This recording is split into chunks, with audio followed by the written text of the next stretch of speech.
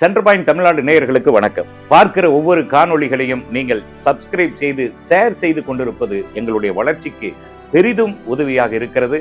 தொடர்ந்து எங்களுக்கு ஆதரவு கொடுத்து கொண்டே இருங்கள். புதிய புதிய செய்திகள் விமர்சனங்களோடு நாங்களும் காணொளிகளை கொடுத்து கொண்டே இருப்போம். தாவேகாவின் தலைவரும் நடிகருமான விஜய் அவர்கள் இன்று மக்களை சந்திப்பதற்காக தஞ்சாவூர் சென்றிருந்தார். வழக்கமாக திரண்டு வரும் தொண்டர்களின் எண்ணிக்கை இன்றைக்கு மிகவும் குறைவாக காணப்பட்டது. குறிப்பாக பெண்கள் வரவில்லை என்ற சூழல் நிலவியது ஏன்?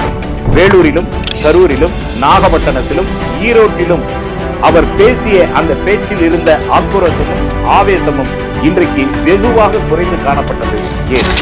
நிகழ்வு நடக்கும் இடத்தில் நிறுத்தப்பட்டிருந்த கேரவனில் அவருக்கு கிடைத்த அதிர்ச்சி செய்தி என்ன? அங்கு நடந்த அதிர்ச்சி சம்பவம் என்ன? இதைத்தான் இன்று நாம் கேட்க போகிறோம், பார்க்க போகிறோம்.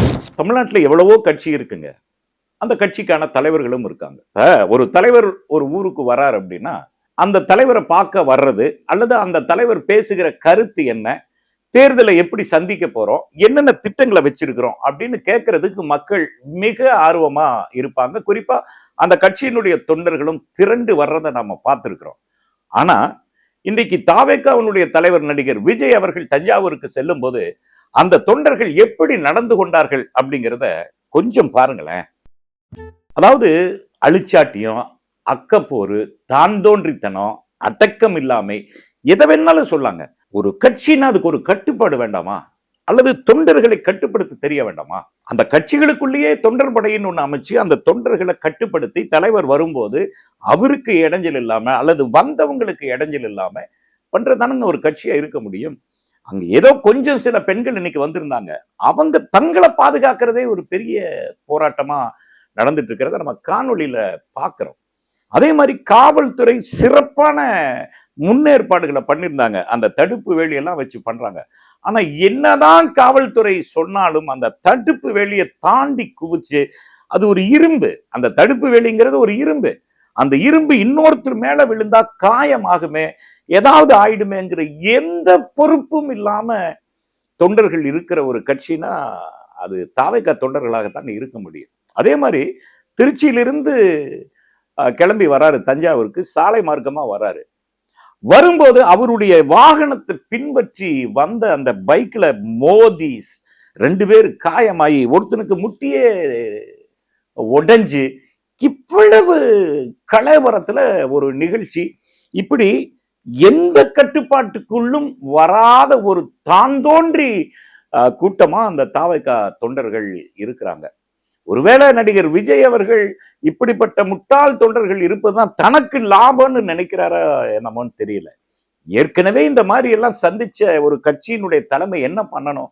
இந்த மாதிரி எங்க போனாலும் இப்படி தந்தோன்றித்தனமா நடந்துக்கிறாங்க, அராஜகம் பண்றாங்க, அழிச்சாட்டியம் பண்றாங்க, அவங்களை எப்படி கட்டுப்படுத்துறது அப்படிங்கிற ஒரு பொறுப்பு ஒரு கட்சி தலைமைக்கு இருக்கணுமா வேண்டாமா? சரி, தலைமையை விடுங்க, தலைமைக்கு பக்கத்தில் இருக்கிற அந்த பொறுப்பாளர்களுக்கு வேணுமா வேண்டாமா?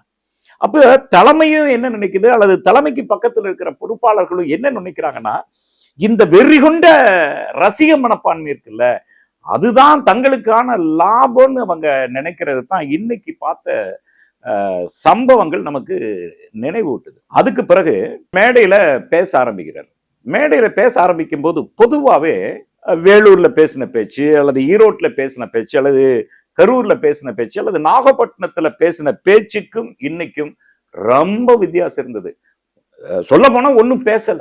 ஏன்னா போன தடவை வேலூர்ல அவர் பேசும்போது அவர் பேசின ஸ்கிரிப்ட் இதுதான் அப்படின்னு இணையதளத்துல பரவி நாமெல்லாம் கூட அந்த ஸ்கிரிப்டினுடைய 18வது பக்கத்தை காமிச்சோம். அதனால என்ன பண்ணிட்டாங்கன்னா, இன்னைக்கு அந்த ஸ்கிரிப்ட் வச்சிருக்கிற அந்த ஸ்டாண்டை தள்ளி நிக்க ஒரு மைக்கை வச்சு அந்த மைக்ல கரையை தொடச்சுக்கிறாங்களாம். அப்படி ஒரு பழி வந்துடக்கூடாதுன்னு இது பண்ணிட்டாங்களாம். ஆனா நடந்தது என்னன்னாங்க, திருச்சி விமான நிலையத்தில் அவர் இறங்கும் போது அவருக்கு ஒரு செய்தி, அதிர்ச்சி செய்தி கிடைச்சது. காங்கிரசும் திமுகவும் எப்படியும் முரண்பாடுகள் முத்தி போய் காங்கிரஸ் திமுக விட்டு வெளியே வந்துடும்.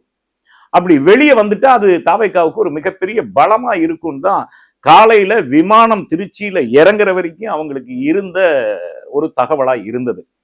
திருச்சி விமான நிலையத்துல அவர் தனி விமானத்துல தானே வர்றாரு. தனி விமானத்துல இறங்கி அவருக்கு கிடைச்ச செய்தி, இல்ல காங்கிரசும் திமுகவும் கூட்டணி முடிஞ்சு போச்சு, ஒரு 28 தொகுதியும் ஒரு ராஜ்யசபா சீட்டும் பேசி முடிச்சிட்டாங்க அப்படின்னு சொன்னதுதான் அப்படியே அவருக்கு சுதி குறைஞ்சு போச்சு.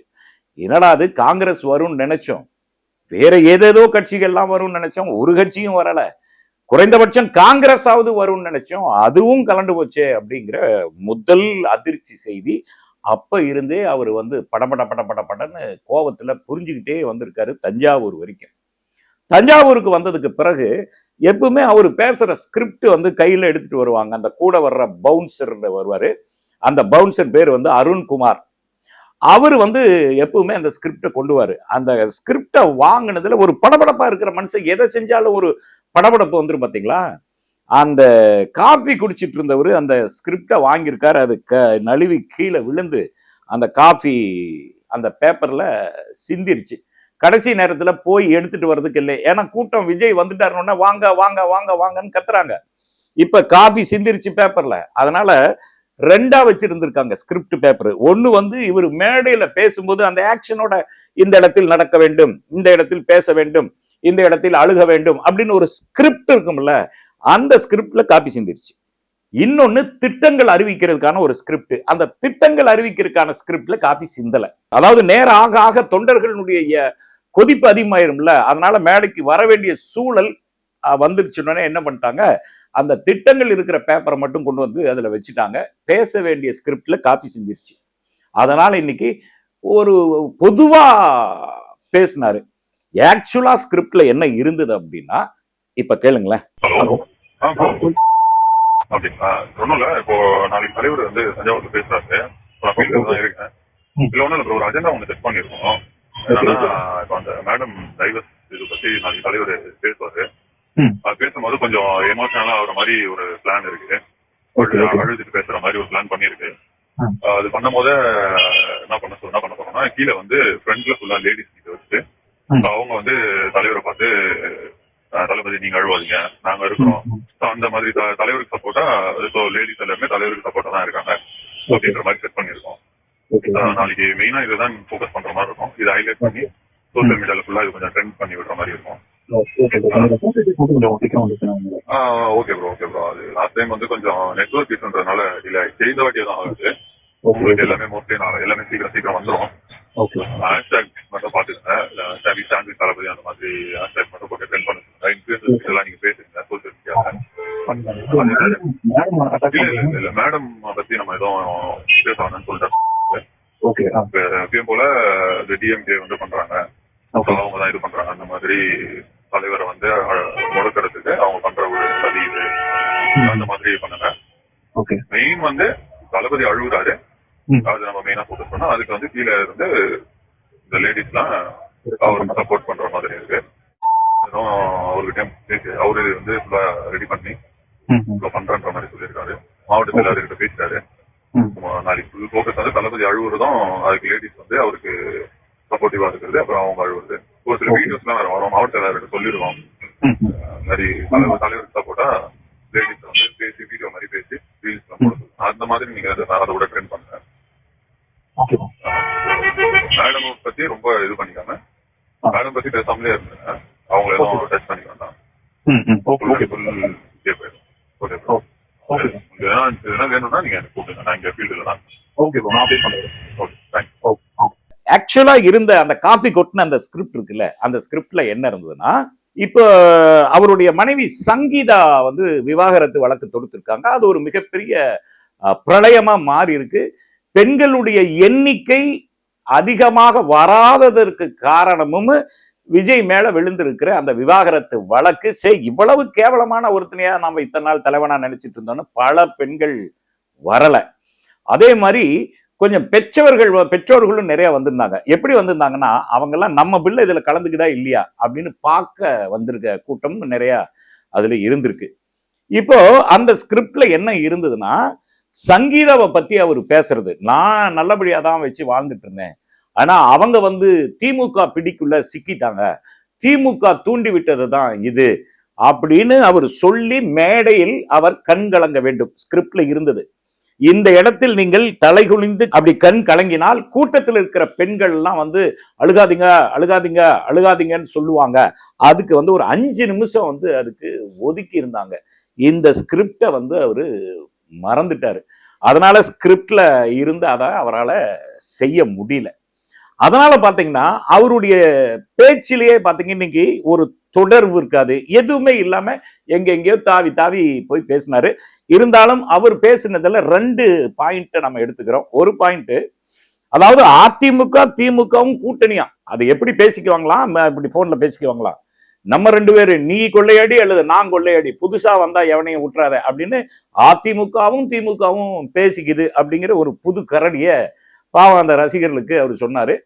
அந்த ரசிகர்களை பொறுத்தளவுக்கு அவர் சொன்னதை எதை சொல்றாரு, எதுக்காக சொல்றாரு, எதையும் கேட்க மாட்டான். அவர் கை உயர்த்தி பேசினா கை தட்டுறான், குரலை உயர்த்தி பேசினாலும் கை தட்டுறான், மைக்ல இருந்து விலகி அந்த பக்கம் போனாலும் கை தட்டுறான், தலை குனிஞ்சா கை தட்டுறான், கையை உயர்த்தினா கை தட்டுறான்.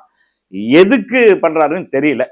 அதுக்கப்புறம் ஒரு ஆக்ஷன் பண்ணாரு, நீ அல்லது நான், அது இது திமுகவா இது அதிமுகவா, இப்படி ஒரு புது கரடியை விட்டாரு.